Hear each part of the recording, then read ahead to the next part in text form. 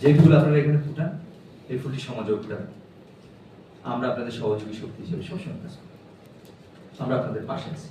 সত্য, সুন্দর, ন্যায়, কল্যাণের সাথে আমরা আছি। আমি আরো অনেক কথা বলতে পারতাম, অনেক সময় আমার আরেকটা প্রোগ্রাম থাকার কারণে আমি শেষ করে দিতে চাই।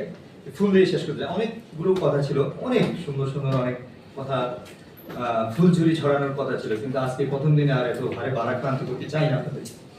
শুধু আমি এটাই বলতে চাই, এই ফুলটা কোথায় যেন জিগর কাছে, জিগর কাছে যে ফুল ফুটে, এই ফুল নিয়ে আমরা একটা মালা তৈরি করতে চাই।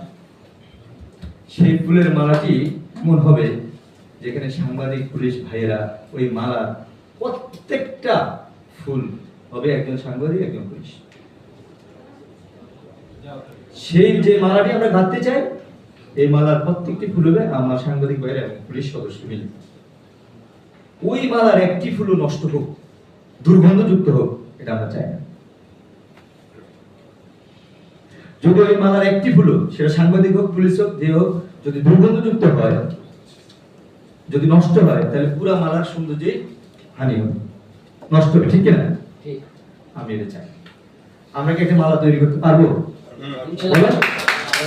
আমরা একটা ফুলের মালা তৈরি করতে চাই, যে ফুলের মালা যশোরবাসীকে সুবাসিত করবে, যশোর মানুষকে ফুলের সুগন্ধ ছড়াবে, সাথে সাথে আইনের প্রয়োগ করে আমরা একটি শান্তিপূর্ণ, একটা সুন্দর নগর উপহার দিতে চাই মানুষের কাছে। আর সর্বশেষ যেটা বলতে চাই, এই মালা তৈরি করতে যে ভিতরে একটা সুতা লাগবে না? লাগবে। এই সুতা পাবো কই? এই সুতাটা হলো আপনার আমার বন্ধন, সাংবাদিক এবং পুলিশের বন্ধন। সেটি হলো এই সুতা। এই সুতা যত শক্ত হবে, যত শক্তিশালী হবে, মালা তত টেকসই হবে, মালাটা তত টেকসই হবে। কেউ কেটে চাইলেও কেটে দিতে পারবে।